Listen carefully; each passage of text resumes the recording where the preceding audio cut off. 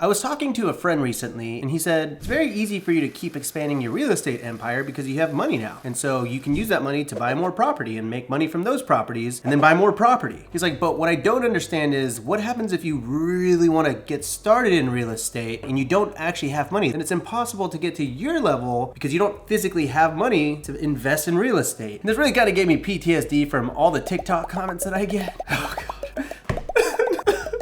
So mean. Anyways, really I think the main comment I always get when I talk about owning my $1.3 million house in LA and how that propelled my real estate portfolio, a lot of the people comment, oh yeah, no big deal. First thing to get started, be a millionaire, cool. And I'm like, dude, it's people with this mentality that really frustrate me because they believe that real estate portfolios happen overnight, right? And this isn't exactly the sentiment that my friend shared with me. So I decided to tell him a story about a guy that I once knew by the name of Rob and how I started with no money, really. Like I was really broke, like had no money. So today I want to talk about the simple trajectory that I took to get where I am, eventually leading to a net worth north of $3 million. But it didn't always start out that way. So let's rewind a little bit back to year 2014. At that point, me and my wife had just gotten married and we were paying rent and I said, let's just buy a house. I want to be house poor. And she was like, great. We were living in Kansas City and we were just really at the beginning of our jobs. I think that first job I was working about $40,000 a year and then she was nannying and then eventually she would lock down a full-time job making, I think, I can't remember off the top of my head, but I think $45,000. So together we were making $85,000, which sort of seemed like a lot until you subtracted credit card debt, which was about $20,000 worth of debt, probably about $1,000 every month just of the note, and then student loans, which was about another $60,000, and our total monthly notes on that equal to about $1,000 as well. And then after you're talking about like company contributions to your 401k and then health insurance and all the other benefits and everything, we just didn't have a lot of money left over. Now luckily at that time, at the tax bracket that we were in, at the income level that we were in, we were able to write off the interest on our student loans, get a credit on our taxes. And then in that first year of being married, I think our tax return came out to about $4,000 or $5,000. I think it was closer to the $5,000 mark. And so we had this money and we're like, oh my gosh, we've never had this much money before. Let's buy a house. So we find this house for $159,000 and we take out what's called an FHA loan that would allow us to put down 3.5%, which comes out to $5,565. We had some closing costs and stuff like that. We'll call it $6,500 after closing costs and all that stuff. So we move into this house and our mortgage is $1,059. I remember that number very clearly. And we had a friend that was moving into town and we said, hey, live with us, please. We'll give you cheap rent. And he's like, sure. So we're charging him $400 a month to live with us. And that was already subsidizing like 30-40% of our mortgage, which was huge for us. That $400, I was like, when he Venmo'd me that every single month, I was like, oh God, we can eat. We can finally eat. Daddy, are we gonna eat this month? No, not yet. That was me and my wife. We were into some weird role play. So this very simple premise of a friend renting a room for you and you living under the same roof, it's called house hacking. And I had no idea what it was at the time, but I felt like a genius because we had 400 extra bucks every single month when we were super broke. Well, fast forward 3 years and we decided we want to move to LA. And the crazy thing is that the house that we bought for $159,000 was now worth $195,000 according to our realtor. So that's what we listed it for, thinking we were going to make 40 grand. And we were like, oh my God, we're going to be so rich. But what was really happening is that Kansas City was sort of on the brink of an explosion from a real estate standpoint. And well, let's just say that the moment we listed our house that first weekend, we didn't just get 5 or 6 full price offers. We actually got 5 or 6 over asking offers. The highest one, the one that we accepted, coming in at $215,000. This was mind-blowing money to us at that time. Mind-blowing. So much money. It was, let me see, how much was that? 215 minus 159, 500. $55,000 plus the debt pay down that we had on it, plus the original down payment. I think we were gonna end up at like $60,000 and we're like, oh my gosh, we've arrived. What should we do? Should we go and just put it all on black and double up really fast? Gambling? Who said anything about gambling? It's not gambling when you know you're gonna win. Because that's how it works. When you want more money, just go and you bet it on black and then you double up. And then you double that up 2 or 3 more times and then you're set. This is not financial advice.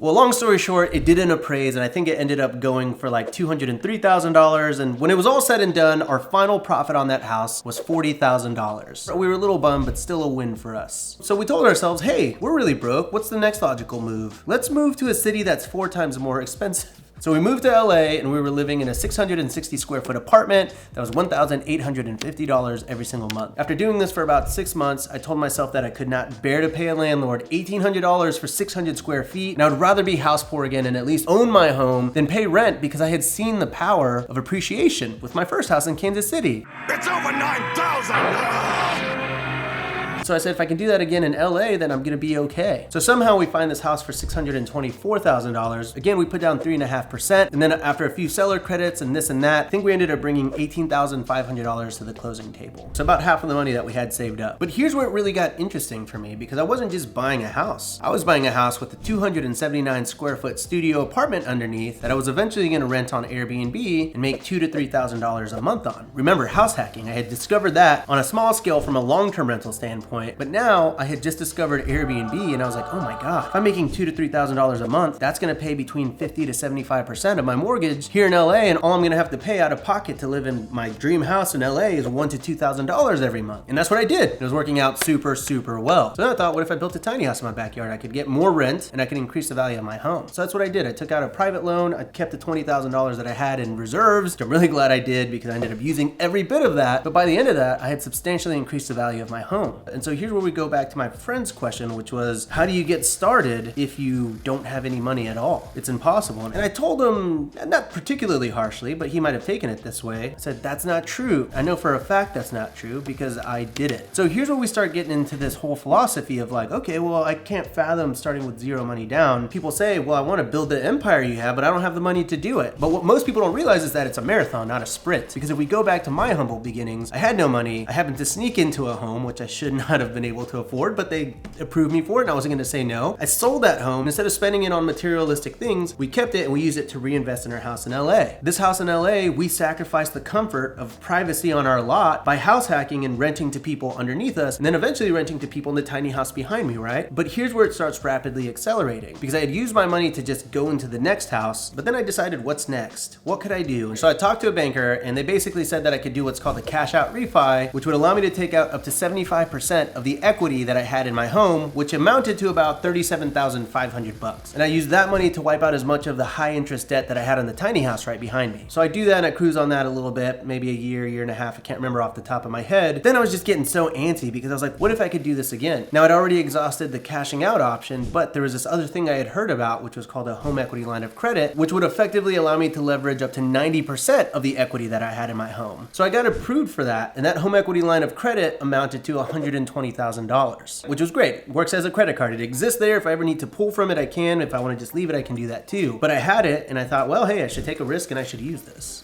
So what came next? Well, I said, well, hey, this tiny house in the backyard is really cool, making me money. It's printing money for me in my mind at that time. And I said, what if I did it again, but in Joshua Tree? That's what I did. I went out and I bought land. My parents kicked in some cash into this deal. I brought them into it, not particularly because I needed it, because I could have figured out how to finance it on my own, but because I wanted them to have a way to have supplemental income when they retired. And they're retired now, and now they're getting that supplemental income, so it's all worked out. But they kicked into this and we ended up building Casita Conejo for $165,000. Okay, so I've completely leveraged my LA house at this point. I cashed it out and that went towards paying for the tiny house in the backyard, and that's all one consolidated monthly note. Perfect. And then I leveraged the rest of my equity through a HELOC, home equity line of credit, to build Casita Conejo. And now I'm in debt effectively $165,000 between the home equity line of credit and then the money that my parents kicked in. Well, remember I talked about the cash out refi, right? So now what? All right, here's where it starts getting really kind of crazy and cool. And I didn't really think about how money is recycled in real estate and how if you're good at moving it around and recycling it, you can keep building your empire. But remember I talked about a cash out refi, right? You're able to take 75% of the equity in your house and that can get paid out to you however you want, cash, whatever, distributed to your bank. And now that debt is amortized over 30 years, just like any other regular mortgage. So that's what I did. I went and I applied for a loan. I had to do 3 appraisals. That's a whole long story that I'll talk about some other time. But let's just say that Casita Conejo appraised for $233,000. So let's do the math on that. $233,000 times 0.75, $174,750 is the check that the bank was gonna cut to me. Now, after all my fees and closing costs and everything, it actually came out to $165,000 on the dot, like eerily close to exactly the amount of money that I put into this property. So now I had this $175,000 mortgage, something like that. That was like $800 a month. I listed that on Airbnb. Guess what? It was making me a ton of money, between $3,000 to $5,000 net profit every single month. Not only that, but all the money that I got from that cash out, I was able to use to wipe out my HELOC that I had maxed out to build this house. Hopefully the wheels wheels are starting to turn here, but effectively, I got a free house. Like literally, the Casita Conejo was free because I used all my money to invest in my LA house. I took that money out, I used the equity on that house to build Casita Conejo. I cashed it out, got all my money back. That home equity line of credit was now paid off, and now I had this mortgage, this house, this brand new house that I didn't have to pay a dime for. And that, my friends, is how you start with no money. I don't want to oversimplify it. Obviously, there were a lot of tears, a lot of beers, a lot of sweat, blood, tears, and I don't know, probably other juices.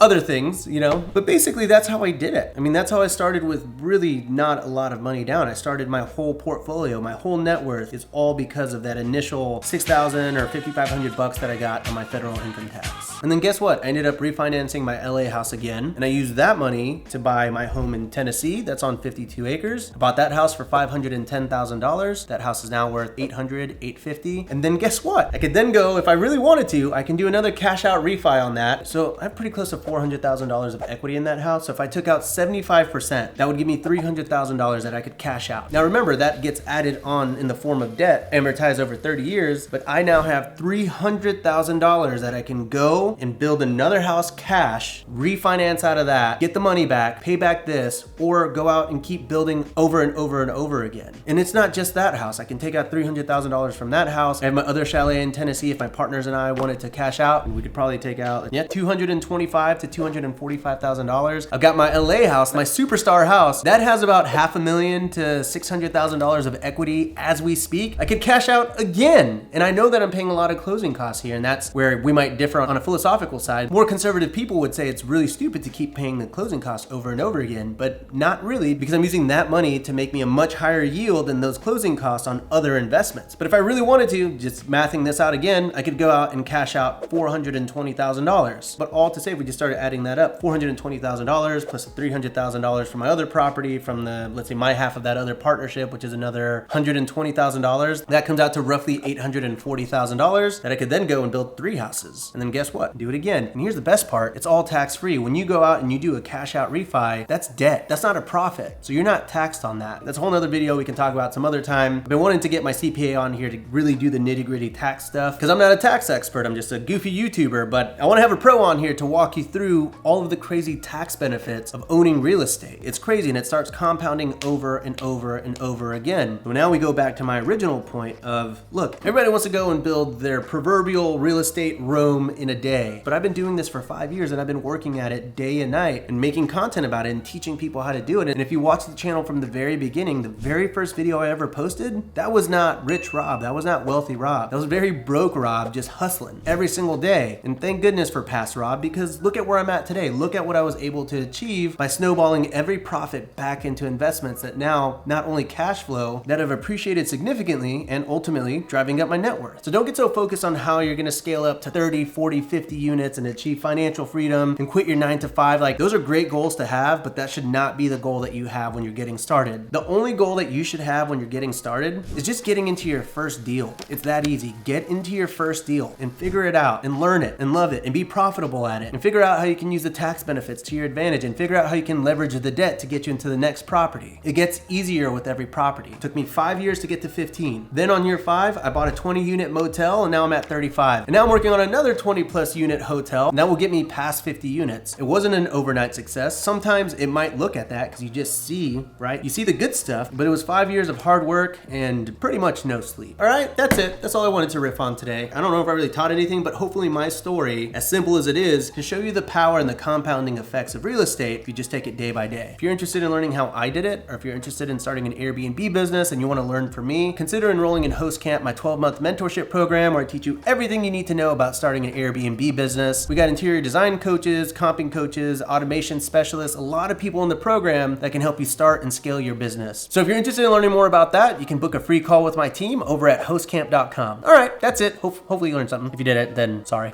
Yeah.